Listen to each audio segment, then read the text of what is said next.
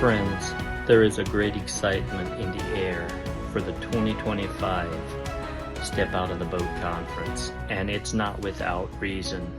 There are many people, along with myself, stepping up and sharing our journey God has us on.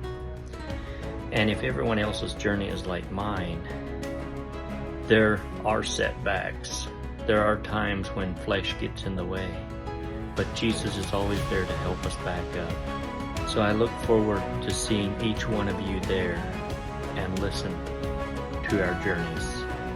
My journey is quite interesting. My wife is still Amish, and I am not Amish anymore. So we are still living together, but not without its challenges. If you stop out, you will hear the rest of what my journey looks like. Until then, God bless you and have a wonderful day.